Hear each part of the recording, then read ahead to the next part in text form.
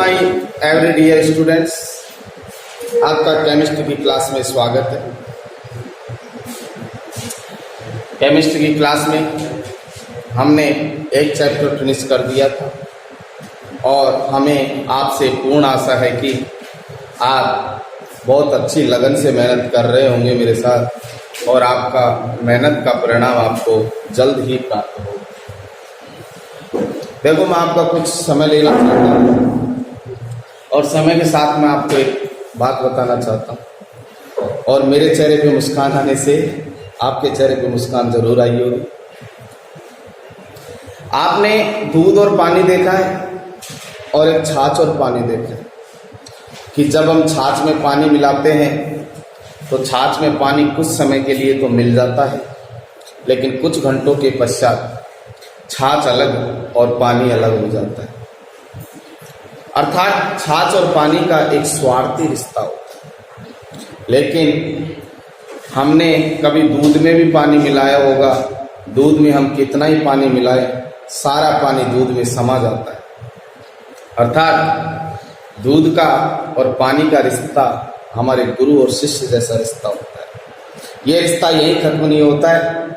जब हमारी माँ बहनें दूध को गर्म करती तो रिश्ता कितना मजबूत होता है। देखो कि दूध को गर्म करने पर जैसे ही उसका दोस्त पानी वाष्प बनकर भाप बनकर उड़ने लगता है तो दूध भी सोचता है कि मैं जी कर क्या करूंगा, तो वो भी अपने चूल्हे में आत्मसमर्पण करके आत्मदाह करने की कोशिश करता है। लेकिन जैसे ही अपनी माँ और बहनें दूध में पानी डालती है तो दूध सोचता है कि मेरा दोस्त आ गया, तो पुनः दूध बैठने लगता है। अर्थात गुरु और शिष्य का जो रिश्ता है वो दूध और पानी के समान है। तुम्हारे बिना हम अधूरे और हमारे बिना तुम अधूरे।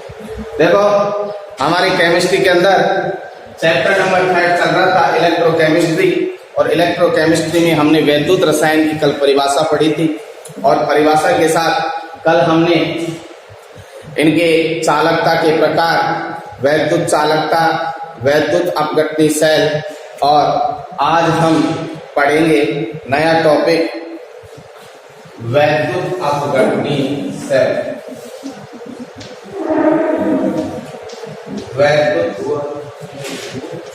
वैद्युत अपघटनी सेल।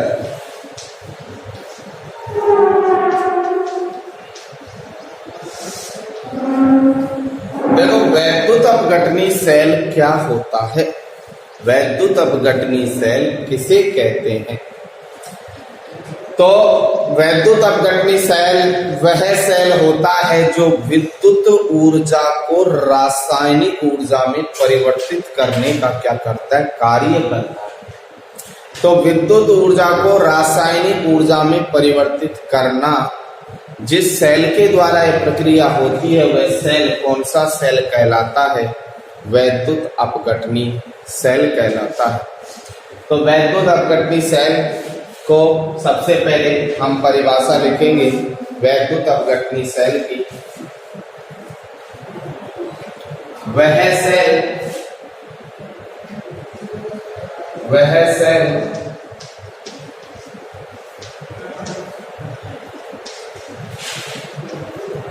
जिसके द्वारा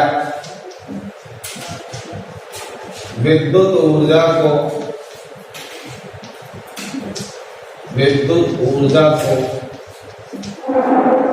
रासायनिक ऊर्जा में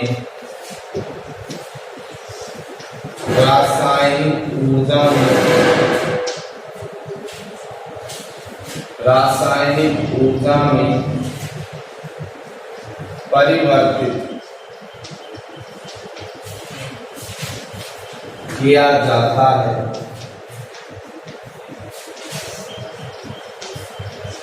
उसे वैद्युत अपघटनी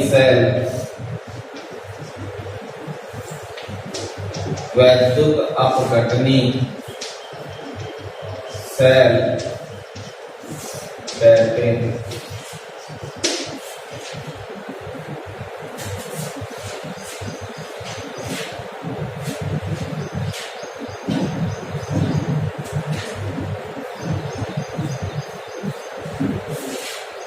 और एक होता है इसी में सवैरी लगा के वैद्युत अपघटन किसे वैद्युत अपघटन।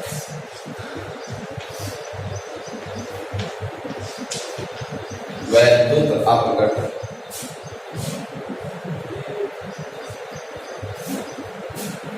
वैद्युत अपघटन किसे कहते हैं कि वह प्रक्रिया जिसमें वैद्युत अपघट्य के विलयन में विद्युत धारा प्रवाहित करने पर वैद्युत अपघट्य के विलयन में क्या करे विद्युत धारा प्रवाहित करे तो उपापचय अभिक्रिया मीन्स रेडॉक्स अभिक्रिया होती है। रेडॉक्स अभिक्रिया का मतलब ऑक्सीकरण और अपचयन दोनों अभिक्रिया एक साथ संपन्न होती हो तो उस प्रक्रिया को कहते हैं वैद्युत अपघटन। तो लिखेंगे इसमें वह प्रक्रिया जिसमें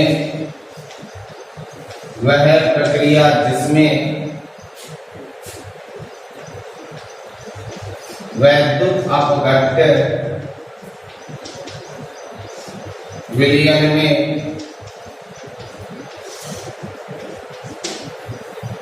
विद्युत धारा प्रवाहित करने पर विद्युत धारा प्रवाहित करने पर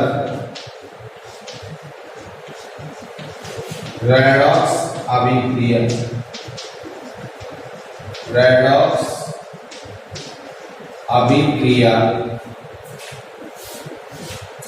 संपन्न होती है उसे वैद्युत अपघटन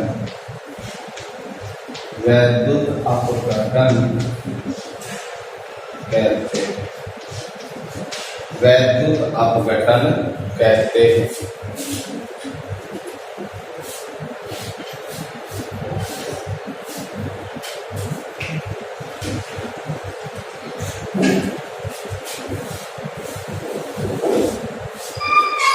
वैद्युत अपघटन के अंदर जो ऑक्सीकरण और अपचयन अभिक्रिया होती है मीन्स जो रेडॉक्स अभिक्रिया होती है ये अस्वतः या स्वतः अपरिवर्तित होती है मीन्स ऑटोमेटिक नहीं होती। अर्थात जब तक हम बाह्य विभव नहीं लगाएंगे अर्थात विद्युत धारा प्रवाहित नहीं करेंगे जब तक ऑक्सीकरण और अपचयन अभिक्रिया संभव नहीं होती अर्थात होने वाला प्रक्रम अस्वतः प्रक्रम होता है। और जितने भी अस्वतः प्रक्रम होते हैं उनके लिए डेल्टा जी का मान 0 से अधिक होता है अर्थात क्या होता है पॉजिटिव होता है। तो नेक्स्ट लाइन हम इसी के अंदर लिख सकते हैं कि इस सेल में होने वाली ऑक्सीकरण अपचयन अभिक्रिया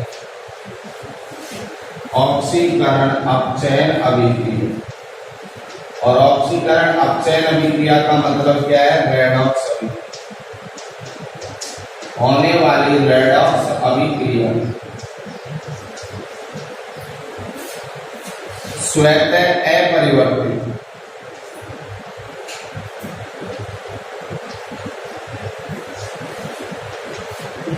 होती है अर्थात गिव ऊर्जा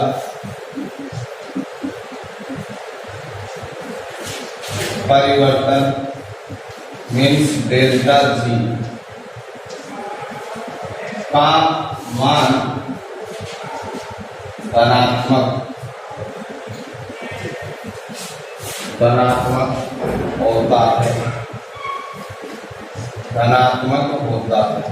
अर्थात मैं क्या लिख सकता हूं कि delta G is greater than 0 और यदि delta G is less than 0 होगा किसी भी प्रोसेस के लिए मीन्स डेल्टा जी का मान नेगेटिव होगा तो उस कंडीशन में वह प्रक्रम स्वतः प्रक्रम होता है मीन्स ऑटोमेटिक होता है। जबकि वैद्युत अपघट्य सेल में जब तक विद्युत धारा प्रवाहित नहीं करोगे जब तक यहाँ ऑक्सीकरण अपचयन अभिक्रिया संपन्न नहीं होगी अर्थात यह प्रक्रम एक अस्वतः प्रक्रम है और अस्वतः प्रक्रम के लिए डेल्टा जी का मान हमेशा क्या रहता है पॉजिटिव रहता है।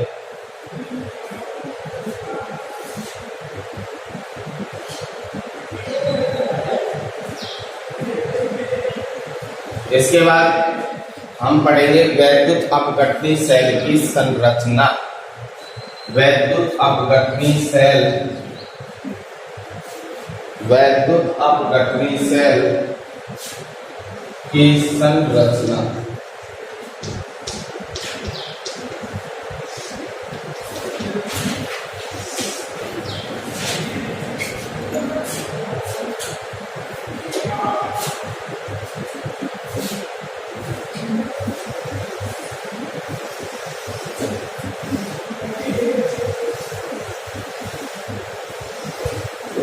तो वैद्युत अपघटनी सेल की संरचना को समझने के लिए हम एक डायग्राम बनाएंगे।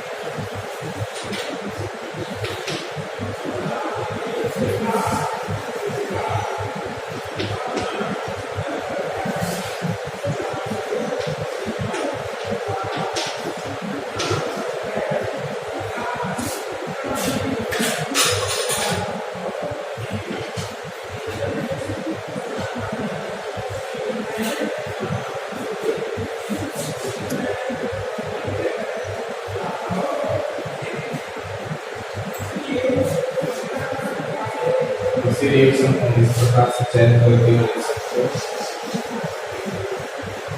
एनोड पर हमेशा ऑक्सीकरण होता है तो हम लिख सकते हैं Cl minus half Cl2 plus electron. और इस रिएक्शन को इस प्रकार से चयन करके लिख लो H plus half H2 plus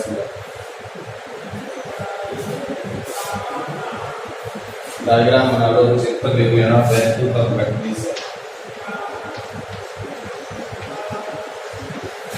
वैद्युत अपघटनी से और ये HCl है जो वैद्युत अपघटनी।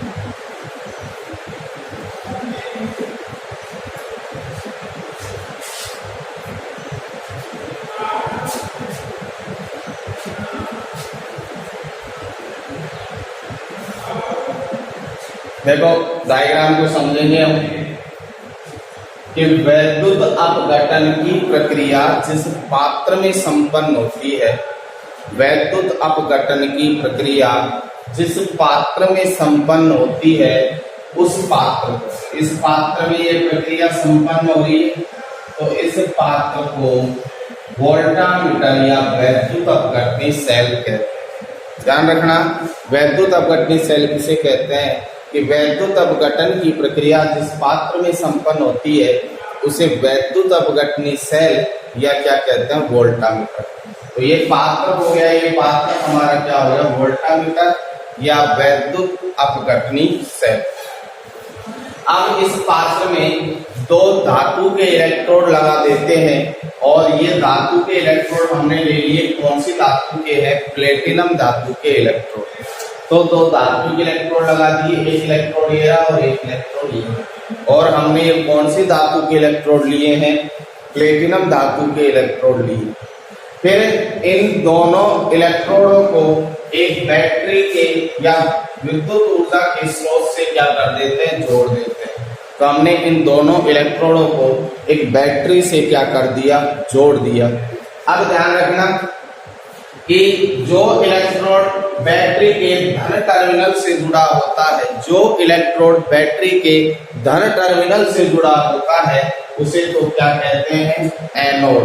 जो इलेक्ट्रोड बैटरी के धन टर्मिनल से जुड़ा होता है उसे एनोड कहते हैं और जो इलेक्ट्रोड बैटरी के ऋण टर्मिनल से जुड़ा होता है उसे क्या कहते हैं, कैथोड कहते हैं। और सेलों में ऑलवेज आपको ध्यान रखना है कि कैथोड पर तो हमेशा अपचयन अभिक्रिया होती है और एनोड पर हमेशा ऑक्सीकरण अभिक्रिया होती है। ऑक्सीकरण अभिक्रिया का मतलब है, ऑक्सीकरण का मतलब इलेक्ट्रॉन का निकलना और अपचयन का मतलब होता है इलेक्ट्रॉन का जुड़ना। तो देखो ऑक्सीकरण अभिक्रिया, यहाँ तो हमेशा कौन सी अभिक्रिया होगी, ऑक्सीकरण अभिक्रिया होगी।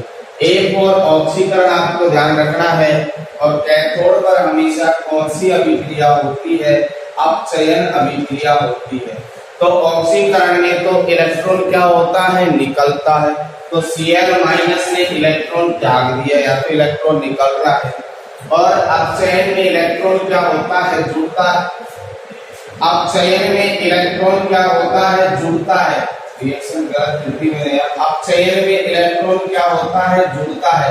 तो ये इलेक्ट्रॉन जुड़ेगा H+ पर, तब जाके इसका निर्माण होगा, H2 का निर्माण होगा। तो ध्यान रखना, अपचयन अभिक्रिया में तो इलेक्ट्रॉन क्या होता है, जुड़ता है और ऑक्सीकरण अभिक्रिया में इलेक्ट्रॉन क्या होता है, निकलता है। ये तो अपन ने इसकी संरचना के बारे में पढ़ लिया, लेकिन होता क्या है, विद्युत धारा प्रवाहित करने पर तो वैद्युत अपघटनी सेल की क्रियाविधि किस प्रकार से होगी। तो ये वैद्युत अपघटन है, जैसे विद्युत धारा हम इसके अंदर प्रवाहित कराएंगे तो वैद्युत अपघट्ट का वियोजन या आयनन होगा। आयनन का मतलब HCl टूटेगा H+ में और किसमें, Cl- में। जब H+ में और Cl- में ये टूटेगा वैद्युत अपघट्ट, तो अपने विपरीत आवेशित इलेक्ट्रोड की ओर क्या करेगा, गमन करेगा। तो विपरीत आवेशित इलेक्ट्रोड की ओर देखो, ये एनोड का धन टर्मिनल से जुड़ा है, इसकी ओर तो कौन से आयन जाएंगे, ऋण आयन। कौन से आयन जाएंगे, और जहां पर ऋण टर्मिनल का माइनस वाला, उसकी ओर कौन से जाएंगे, धन आयन। अर्थात विपरीत आवेशित इलेक्ट्रोड की ओर आयनों का क्या होता है, गमन होता है। तथा इलेक्ट्रॉनों का प्रवाह हमेशा, इलेक्ट्रॉनों का प्रवाह हमेशा, ये किसके प्रवाह को बता है, इलेक्ट्रॉनों के प्रवाह हमेशा एनोड से किसकी ओर होता है, कैथोड की ओर। तो विद्युत धारा के विपरीत दिशा में होता है। कौन सी दिशा में होता है, तो विद्युत धारा जिस दिशा में बहती है उसके विपरीत दिशा में इलेक्ट्रॉनों का क्या होता है, प्रवाह होता है, जिसकी सहायता से विद्युत ऊर्जा को किसमें बदल लिया जाता है, रासायनिक ऊर्जा में बदल लिया जाता है। और यह प्रक्रिया जब तक चलती रहेगी जब तक या तो आप इस परिपथ को क्या नहीं कर दोगे, बंद नहीं कर दोगे, या फिर जो वैद्युत अपघट्ट विलयन इसमें भरा हुआ है वो समाप्त नहीं हो जाएगा। तो या तो वैद्युत अपघट्ट विलयन समाप्त हो जाए तब जाके ये प्रक्रिया रुकती है, या फिर जो विद्युत परिपथ आपका उसको बंद कर दो तब जाके ये प्रक्रिया रुक सकती है, अन्यथा ये प्रक्रिया क्या होती रहती है, चलती रहती है। तो ये हमारा कौन सा सेल हो गया, वैद्युत अपघटनी सेल। तो सबसे पहले हम इसकी संरचना के बारे में एक एक करके पॉइंट लिखेंगे। संरचना के बारे में लिखोगे, फर्स्ट पॉइंट है संरचना का कि वैद्युत अपघटन प्रक्रिया, वैद्युत अपघटन प्रक्रिया जिस पात्र में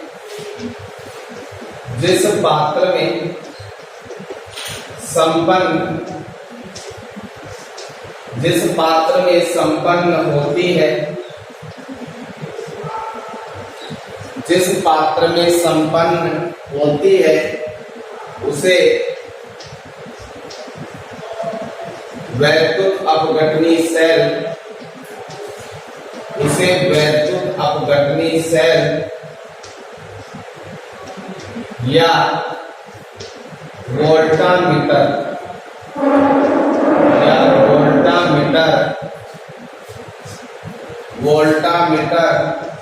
कहते हैं। वैद्युत अपघटनी सेल या वोल्टामीटर कहते हैं। फिर हमने क्या किया, ये पात्र हो गया आपका वोल्टामीटर। इस वोल्टामीटर में हमने दो धातु के क्या लगाए, इलेक्ट्रोड, और आपने कौन सी धातु के इलेक्ट्रोड लिए, प्लेटिनम धातु के। तो दूसरा पॉइंट हम लिखेंगे, वोल्टामीटर में दो धात्विक इलेक्ट्रोड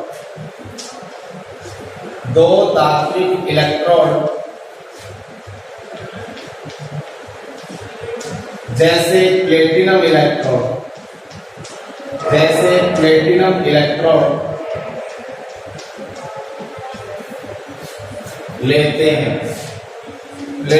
इलेक्ट्रोड लेते हैं, जिन्हें, और इन धातु इलेक्ट्रोडों को, ये दो धातु इलेक्ट्रोड है, इनको हमने किससे जोड़ रखा है, बैटरी से या विद्युत ऊर्जा स्रोत से। तो लिखेंगे जिन्हें हम विद्युत ऊर्जा स्रोत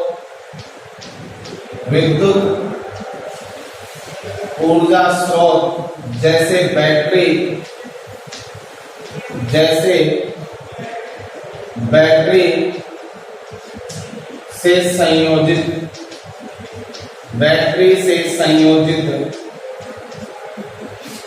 बैटरी से संयोजित कर देते हैं। बैटरी से हमने क्या कर दिया, इसे संयोजित कर दिया, ठीक है। अब इसके बाद हमने पात्र में क्या भरा है, वैद्युत अपघट्ट विलयन। और वैद्युत अपघट्ट विलयन आप कुछ भी ले सकते हो, HCl, कॉपर सल्फेट का विलयन, NaCl का विलयन, तो जो इच्छा हो आप ले सकते हो। तो यहाँ पर लिखेंगे, इसके पश्चात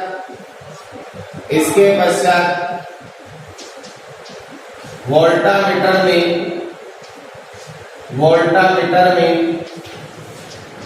वैद्युत अपघट्य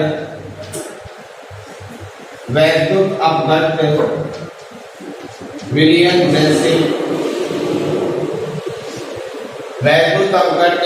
जैसे HCl विलयन बढ़ते हैं। HCl विलयन बढ़ दिया। इसके बाद हमने क्या कहा है कि जो इलेक्ट्रोड बैटरी के धन टर्मिनल से जुड़ा होता है, जो इलेक्ट्रोड बैटरी के कौन से टर्मिनल से, धन टर्मिनल से जुड़ा होता है, उसे तो क्या कहते हैं, एनोड। और जो इलेक्ट्रोड बैटरी के ऋण टर्मिनल से जुड़ा होता है उसे क्या कहा है, कैथोड। तो नेक्स्ट पॉइंट हम इसी संरचना के अंदर लिख देंगे, इसी के नीचे लिख लेते हैं, जो धात्विक इलेक्ट्रोड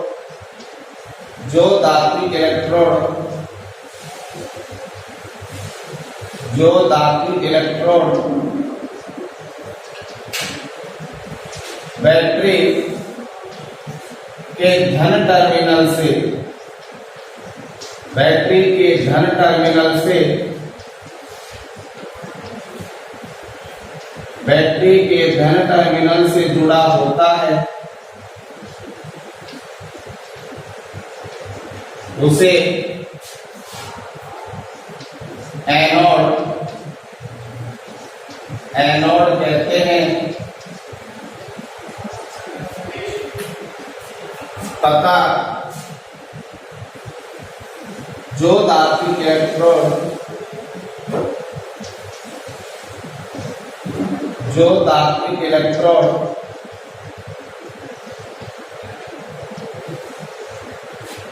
बैटरी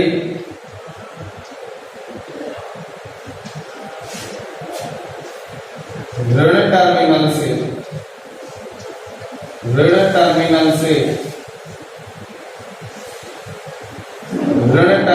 से जुड़ा होता है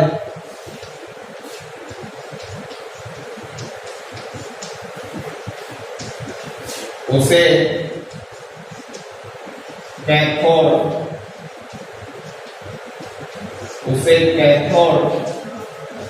कहते हैं।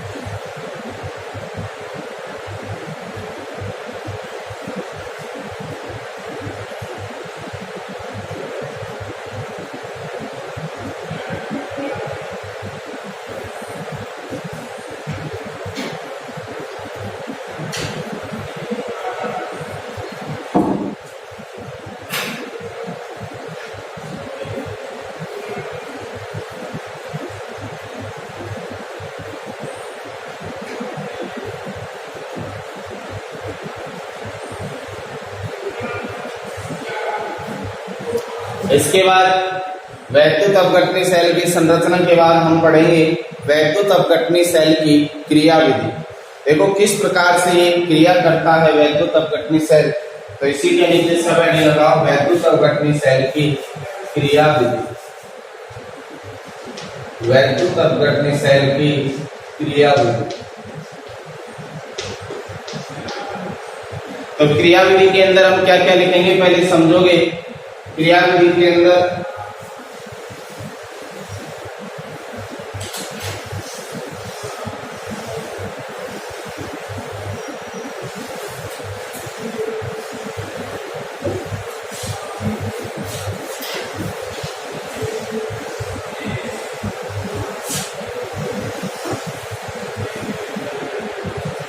क्रियाविधि के अंदर क्या लिखा है हमने कि जैसे ही वैद्युत साम्य स्थापित होता है, मतलब जब हम विद्युत धारा प्रवाहित करते हैं इस सेल के अंदर, वैद्युत अपघटनी सेल के अंदर, तो ये वैद्युत अपघट्यता ये आयनों में विभाजित हो जाएगा H+ में और Cl- में।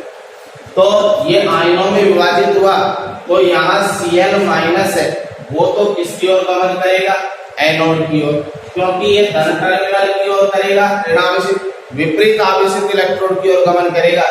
तो माइनस वाला तो जाएगा प्लस वाले की ओर और प्लस वाला जाएगा किसकी ओर, माइनस वाले की ओर। अर्थात मैं क्या कह सकता हूँ कि एनोड की ओर तो गमन किसका होगा, Cl- का, और कैथोड की ओर गमन किसका होगा, H+ का।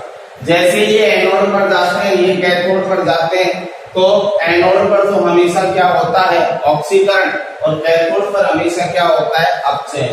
तो ऑक्सीकरण होने के कारण एनोड पर तो Cl2 गैस निक्षेपित होती है और यहाँ से इलेक्ट्रॉनों का क्या होता है, निष्कासन। और यहाँ कैथोड पर अपचयन होगा तो ये इलेक्ट्रॉनों को ग्रहण करेगा। यहाँ कौन सी गैस निक्षेपित होती है, हाइड्रोजन गैस। देखो ये तो इलेक्ट्रॉन को त्याग रहा है और ये इलेक्ट्रॉन को क्या कर रहा है, ग्रहण कर रहा है। अर्थात इलेक्ट्रॉन की दिशा कौन सी हो जाएगी, एनोड से किसकी ओर गमन करते हैं इलेक्ट्रॉन, कैथोड की ओर गमन करते हैं।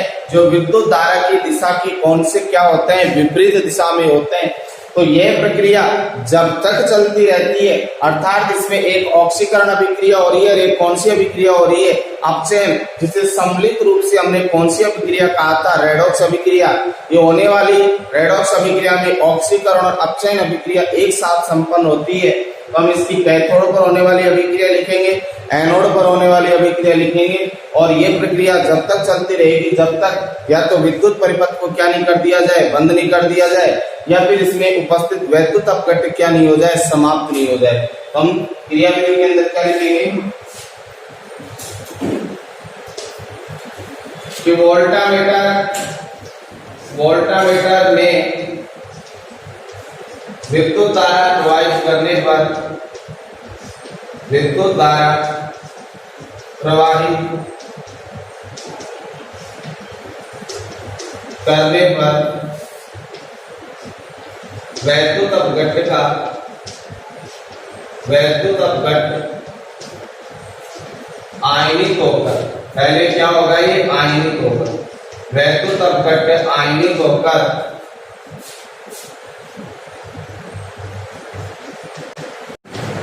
आवेशित,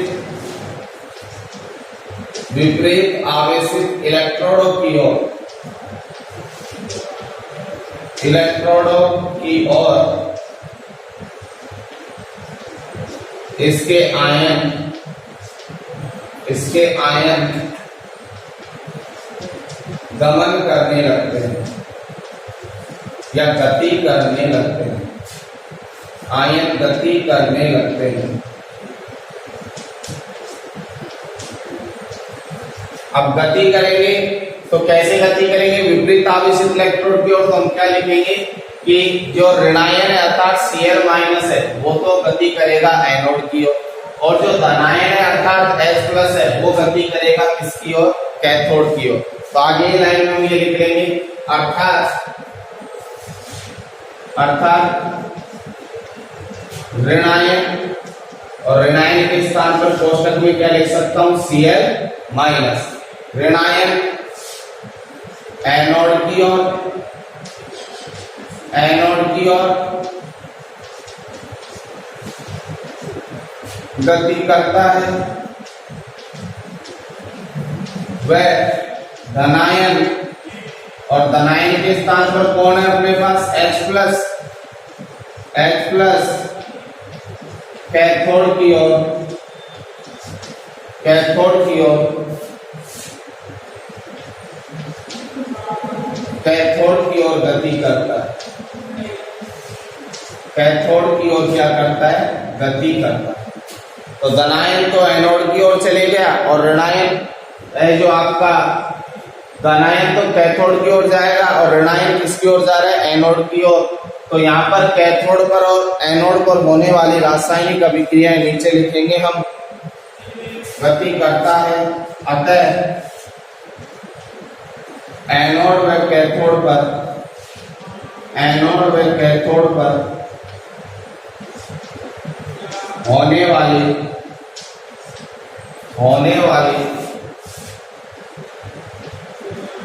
रेडॉक्स अभिक्रिया, रेडॉक्स अभिक्रिया निम्न है। रेडॉक्स अभिक्रिया निम्न है। तो सबसे पहले लिखेंगे हम यहाँ एनोड पर अभिक्रिया, एनोड पर अभिक्रिया। देखो एनोड पर अभिक्रिया ध्यान रखनी है, किस प्रकार से याद करनी है, चाहे कोई सा भी सेल हो, फिक्स ध्यान रखना एनोड पर हमेशा ऑक्सीकरण होगा। एनोड पर हमेशा क्या होगा, ऑक्सीकरण, और कैथोड पर हमेशा क्या होगा, अपचयन। अब बताओ एनोड पर कौन आ रहा था, तो एनोड पर एनोड की ओर गति कौन करता है, Cl माइनस। तो यहाँ पर ऑक्सीकरण होगा तो Cl माइनस अपने इलेक्ट्रॉन को क्या करेगा, त्यागेगा। ऑक्सीकरण का मतलब होता है इलेक्ट्रॉन का त्यागना। तो जैसे ये इलेक्ट्रॉन त्यागेगा तो इसने अपने इलेक्ट्रॉन को त्याग दिया और हाफ Cl2 का क्या कर लेता है, निर्माण कर लेता है। हाफ Cl2 का मतलब वही है 1 Cl। अरे Cl2 का आधा, Cl2 का आधे का मतलब क्या है, वही 1 Cl है। और जो इसके ऊपर ऋणावेश था उसको इसने इलेक्ट्रॉन को क्या कर दिया, त्याग दिया। तो यहाँ पर इसका आवेश क्या हो गया, खत्म हो गया। तो माइनस चार्ज था वो समाप्त हो गया। तो एनोड पर हमेशा कौन सी अभिक्रिया होती है, एनोड पर ऑक्सीकरण अभिक्रिया होती है, ऑक्सीकरण अभिक्रिया होती है। एनोड पर कौन सी अभिक्रिया होती है, ऑक्सीकरण अभिक्रिया होती है। या आपसे पूछ ले कि वैद्युत अपघटनी सेल पे एनोड पर कौन निक्षेपित होता है, यदि वैद्युत अपघट्य विलयन HCl है तो एनोड पर Cl2 निक्षेपित होगा। कौन सी गैस निक्षेपित होगी, Cl2। एनोड के बाद दूसरे रिएक्शन में किस पर लिखूं, कैथोड पर अभिक्रिया, कैथोड पर अभिक्रिया। और आपको बताया था कैथोड पर हमेशा क्या होगा, अपचयन। तो पहली लाइन से मैं लिख देता हूं कि अपचयन, अपचयन अभिक्रिया संपन्न होती है, अपचयन अभिक्रिया संपन्न होती है। और अपचयन अभिक्रिया के अंदर इलेक्ट्रॉन क्या करेगा, ग्रहण करेगा। तो बताओ कैथोड पर कौन सा आयन था, H+ आयन। तो कैथोड पर H+ आयन ने जब इलेक्ट्रॉन को क्या किया, ग्रहण किया, तो इसके पास एक इलेक्ट्रॉन की जो कमी थी वो इस इलेक्ट्रॉन से क्या कर लेगा, पूर्ति कर लेगा। तो यहाँ पर ये हाइड्रोजन गैस का क्या करेगा, निर्माण। तो हाफ H2। अर्थात एनोड पर कौन सी गैस मुक्त होती है, एनोड पर तो Cl2 गैस मुक्त हो रही है, और कैथोड पर कौन सी गैस मुक्त हो रही है, हाइड्रोजन गैस मुक्त हो रही है। तो यहां तक इसे नोट करोगे, इसके आगे मैं लिखता हूं।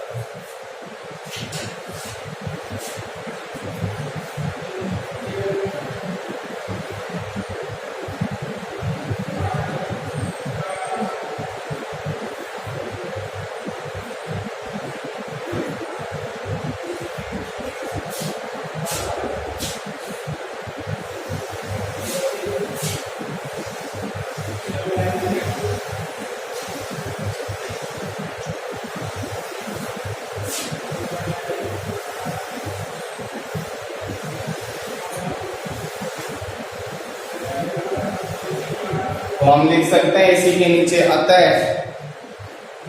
अतः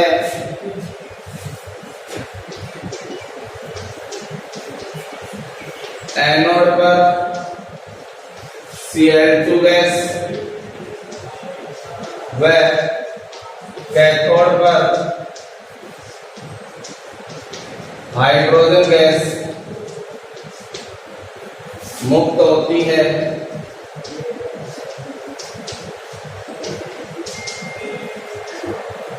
यह प्रक्रिया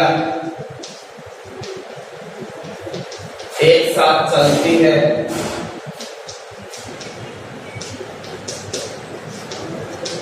जो रेडॉक्स अभिक्रिया को, जो रेडॉक्स अभिक्रिया को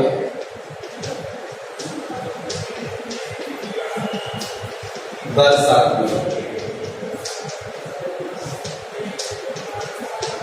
इसमें इलेक्ट्रॉनों का प्रवाह विद्युत धारा के विपरीत दिशा में, विद्युत धारा के विपरीत दिशा में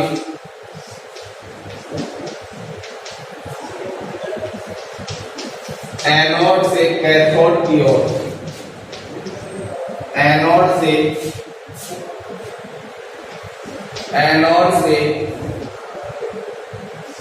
कैथोड की ओर, एनोड से कैथोड की ओर होता है तथा यह प्रक्रिया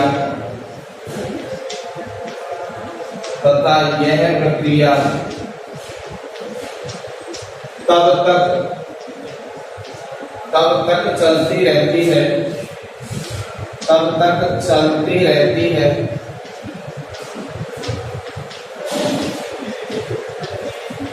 जब तक कि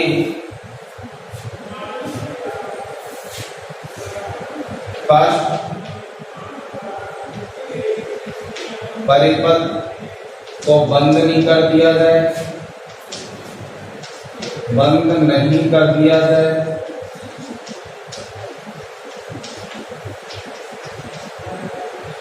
या वैद्युत अपघट्य विलयन, वैद्युत अपघट्य विलयन समाप्त नहीं होते, समाप्त नहीं होते।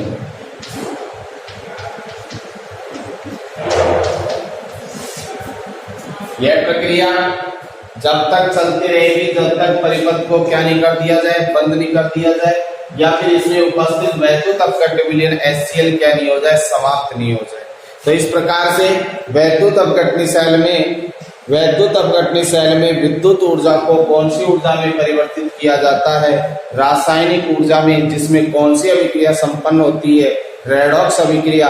और रेडॉक्स अभिक्रिया का मतलब है एक समय एक साथ ऑक्सीकरण और अपचयन अभिक्रिया संपन्न होना, जिसमें हमने देखा कि एनोड पर तो ऑक्सीकरण अभिक्रिया हो रही थी और कैथोड पर कौन सी अभिक्रिया हो रही थी, अपचयन। एनोड किसे कहा था हमने वैद्युत अपघटनी सेल में कि वह इलेक्ट्रोड जो बैटरी के धन टर्मिनल से जुड़ा होता है उसे क्या कहा है, एनोड।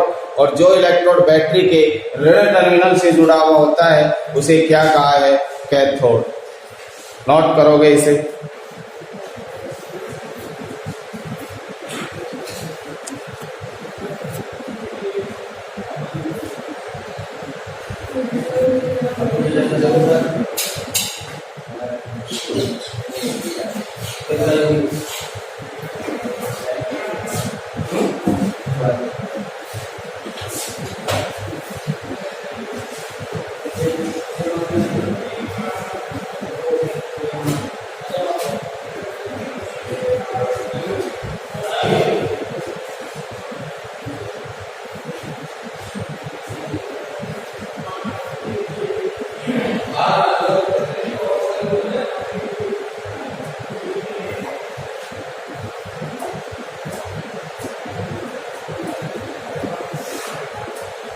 एक सब हेडिंग लिखेंगे इसी में, चयनात्मक विसर्जन सिद्धांत। देखो चयनात्मक विसर्जन सिद्धांत तुम्हारे सिलेबस में नहीं है, लेकिन नॉलेज के लिए बता रहे हैं। क्या होता है चयनात्मक विसर्जन सिद्धांत?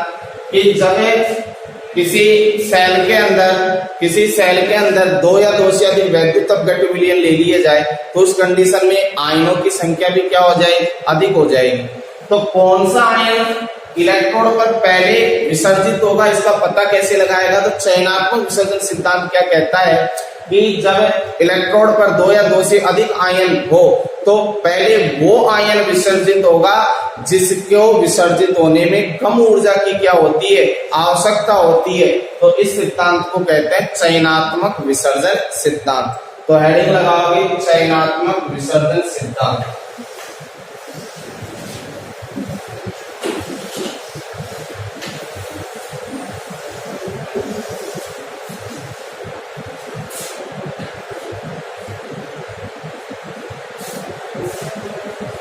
चयनात्मक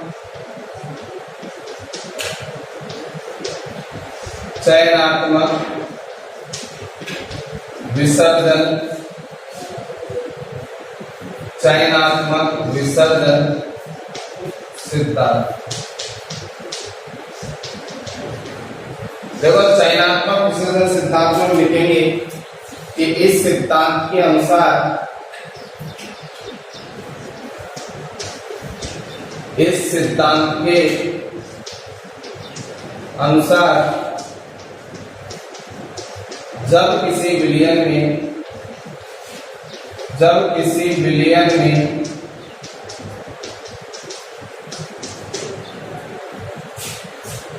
एक या एक से अधिक एक ही प्रकार के आयन उपस्थित हो, एक या एक से अधिक एक ही प्रकार के आयन उपस्थित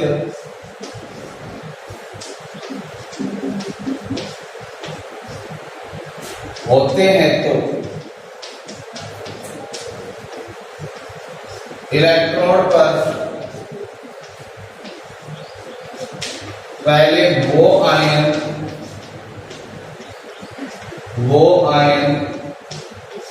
इलेक्ट्रोड पर पहले वो आयन विसर्जित होता है जिसके विसर्जन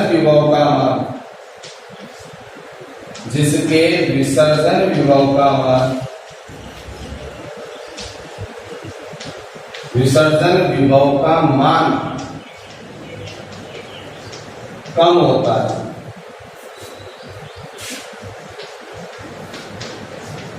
अब विसर्जन विभव का मतलब क्या है कि विसर्जित होने में जिसे कम ऊर्जा की क्या होती है, आवश्यकता होती है। तो मैं लिख सकता हूं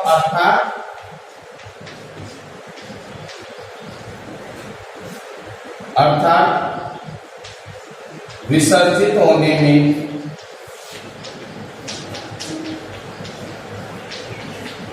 कम ऊर्जा की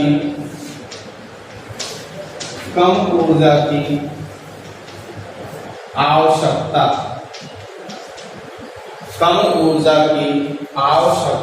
होती है। तो पहले कौन विसर्जित होगा?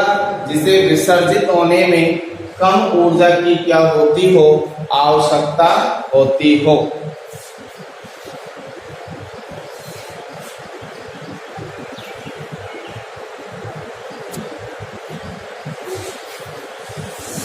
तो इस प्रकार से हमारा ये चयनात्मक विसर्जन सिद्धांत हो गया।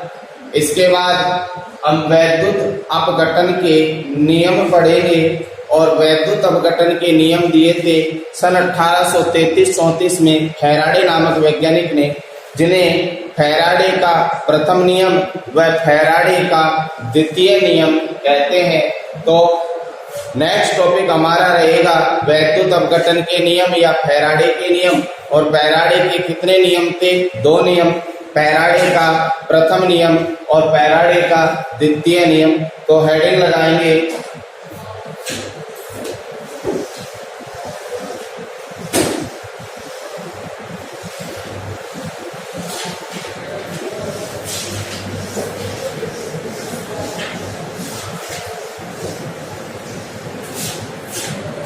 हेडिंग है वैद्युत अपघटन के नियम। वैद्युत अपघटन के नियम या ऑब्लिक लगा के लिख सकते हो फैराडे के नियम। फैराडे के नियम और फैराडे के 2 नियम थे, फैराडे का प्रथम नियम और फैराडे का द्वितीय नियम, जिनकी चर्चा हम नेक्स्ट क्लास में करेंगे। आज की क्लास को देखने के लिए धन्यवाद। YouTube चैनल आपका ज्योति प्ले ग्रुप ऑफ एजुकेशन, इसे सब्सक्राइब करें, जिससे नई वीडियो आपके डलेगी तो उसका आपके तुरंत नोटिफिकेशन प्राप्त होगा। और वीडियो को लाइक जरूर करें। जय हिंद, जय भारत।